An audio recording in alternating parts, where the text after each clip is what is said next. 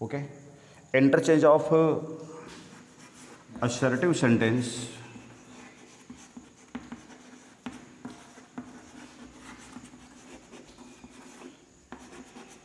into interrogative.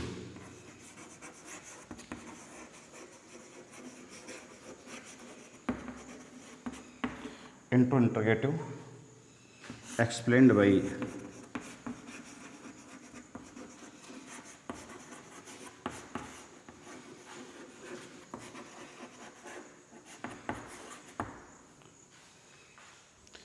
today I have to explain the most important rule of transformation, interchange of assertive sentence into interrogative sentence. एक स्वीकारात्मक वाक्य को, एक साधारण वाक्य को, असर्टिव दो भाग होते हैं, अफर्मेटिव और नेगेटिव, स्वीकारात्मक और नकारात्मक। तो एक साधारण वाक्य को प्रश्नवाचक वाक्य में कैसे बदलना है, इसके लिए कितने नियमों का प्रयोग करना है, गिनती के मात्र 5 नियमों का हम लोग प्रयोग करेंगे। उसके लिए सबसे महत्वपूर्ण जो नियम है, जो पहले तो आपको समझना चाहिए कि स्ट्रक्चर जो होता है असर्टिव सेंटेंस का, वह सब्जेक्ट, वर्ब और ऑब्जेक्ट होता है। Subject plus verb plus object होता है। इस पर हम दोनों ही वर्ब्स को देखेंगे, हेल्पिंग वर्ब और मेन वर्ब, दोनों ही क्रियाएं इस पर आएंगी। तो जो सबसे महत्वपूर्ण नियम आता है, वह नियम ये आता है कि हम असर्टिव वाक्य को इंट्रोगेटिव बनाते समय हेल्पिंग वर्ब का प्रयोग सबसे पहले करते हैं।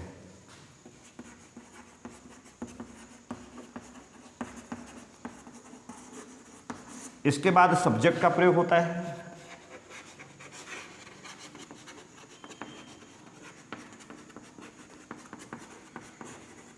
सब्जेक्ट के बाद अगर वाक्य में नाट है तो नाट को हटाते हैं, नहीं है तो लगाते हैं। नाट की कंडीशन कुछ यूं प्रकार है। नाट की कंडीशन ये है, अगर है तो हटेगा, नहीं है तो लगेगा। तो हमें सब्जेक्ट नाट का प्रयोग करना है, फिर सीधे वाक्य को हम जोड़ देंगे। जैसे Ram sings a song, example लेके आया मैं, राम सिंग्स ए सॉन्ग। तो अब ये इससे पता चला कि ये वाक्य प्रेजेंट इंडिफरेंट का है, तो हम डज लेंगे शुरू में, डज राम नाट, चूंकि नाट नहीं था यहाँ पर, नाट सिंग ए सॉन्ग। ये पहला नियम है, मोस्ट इम्पॉर्टेंट पहला फर्स्ट नियम लेके आए हम लोग इस पे। और ये मैंने बता चुका हूँ कि यहाँ पर यदि वाक्य अफर्मेटिव है तो नेगेटिव जाएगा, इंट्रोगेटिव नेगेटिव होगा। यदि हमारा असर्टिव नेगेटिव है तो इंट्रोगेटिव हमारा अफर्मेटिव रहेगा। इसके ठीक बाद यदि किसी वाक्य में नेवर का प्रयोग है,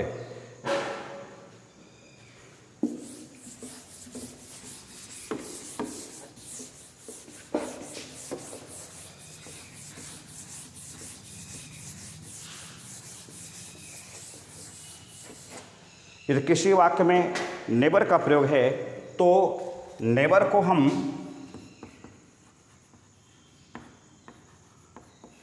ईवर में चेंज करते हैं।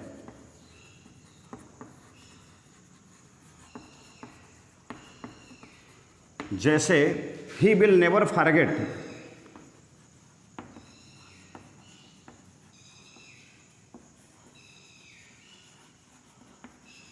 माई काइंडनेस।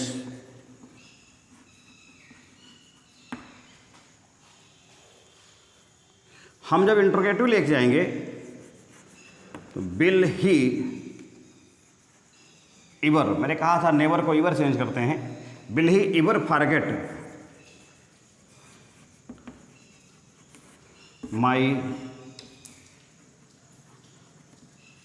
काइंडनेस। ये आपका दूसरा महत्वपूर्ण नियम है। तीसरा ये है यदि किसी भी असर्टिव वाक्य की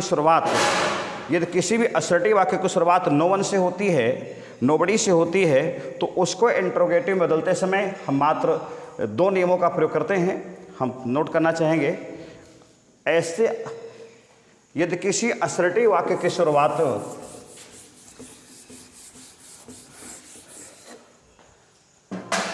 नो वन से है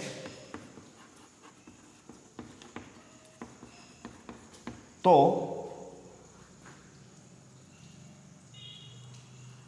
इंट्रोगेटिव में बदलते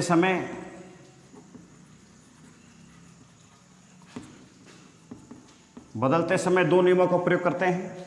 नंबर 1 पे हम हेल्पिंग वर्ब लेके आएंगे।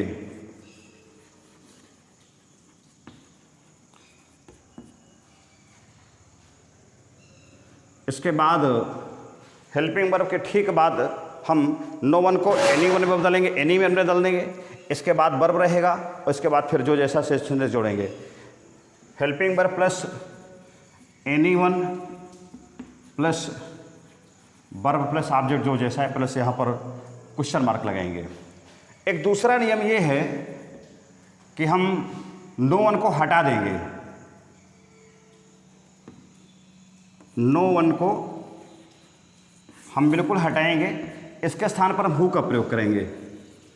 Who plus helping verb plus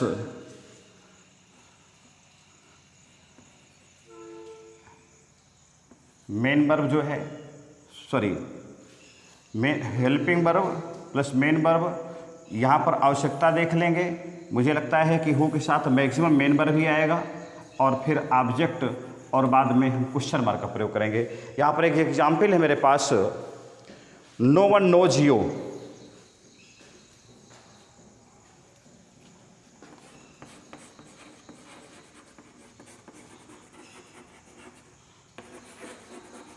ये आपका सेंटेंस बता रहा है कि वाक प्रेजेंट डिफरेंट में है, इसलिए हम इसको 2 प्रकार से बनाएंगे।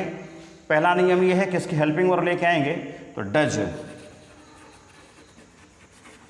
Does any one know you बन गया सेंटेंस, कोई दिक्कत नहीं है और नाट आपका हट ही गया। इसके ठीक बाद मैंने आपको दूसरा नियम बताया था, तो इस नो वन को हम समाप्त करेंगे और बनेगा सीधा हु। मैंने कहा था हु के साथ हेल्पिंग वर्ब यहाँ नहीं पड़ेगी चूंकि वाक प्रेजेंट डिफरेंट पे है, और किसी टेंस में होता तो जरूरत पड़ती। हु नोज यू, ये आपका सेंटेंस बन गया। Does any one know you और बना हु नोज यू, ये आपके 2 इंट्रोगेटिव सेंटेंस बने। एक अगला महत्वपूर्ण नियम चौथा है, यदि किसी असर्टिव वाक्य में सब्जेक्ट के स्थान पर एवरीबॉडी का प्रयोग हो। किसका प्रयोग हो? सब्जेक्ट के स्थान पर एवरीबॉडी का प्रयोग हो, या ऐसे कह सकते हैं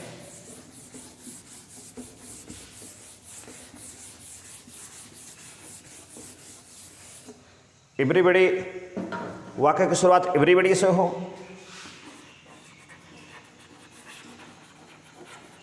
तो इंट्रोगेटिव बनाते समय हम 2 नियमों का प्रयोग करेंगे। नंबर 1 हेल्पिंग वर्ब लेके आएंगे, इसके बाद एवरीबॉडी आएगा plus not plus verb plus object plus question mark. दूसरा क्या करना है, यहाँ पर हम एवरीबॉडी को हटा देंगे, रिमूव करेंगे इसको। इसके बाद हु डज नॉट, यहाँ पर डज की जगह दूसरा वर्ब भी आ सकता है, मैं या डज नॉट डिड नॉट जो भी आ सकता है। Who plus helping verb plus not कह सकते हैं, plus main verb plus object plus question mark, ये कंडीशन रहेगी। आपके पास एग्जाम्पल है, एग्जाम्पल मिला एवरीबॉडी नोज हिम, मिला आपको example everybody knows him.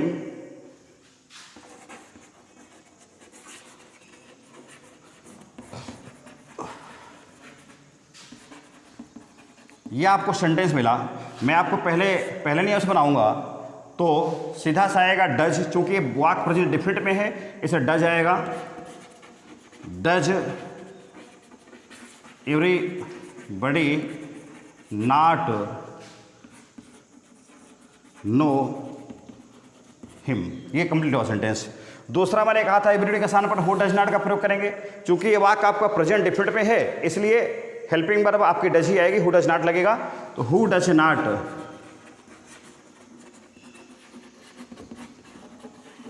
Know him question mark. ये छोटे छोटे नियम हैं, अत्यधिक आसान हैं, समझने का प्रयास करें।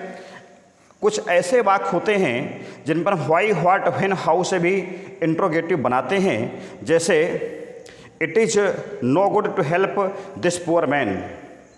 It is no good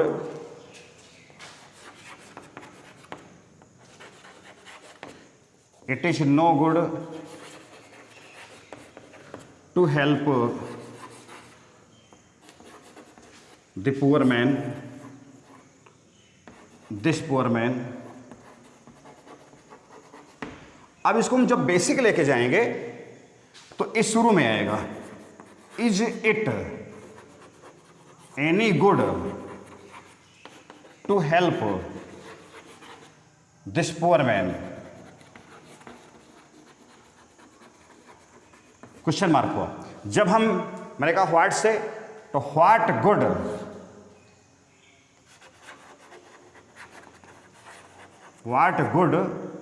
is it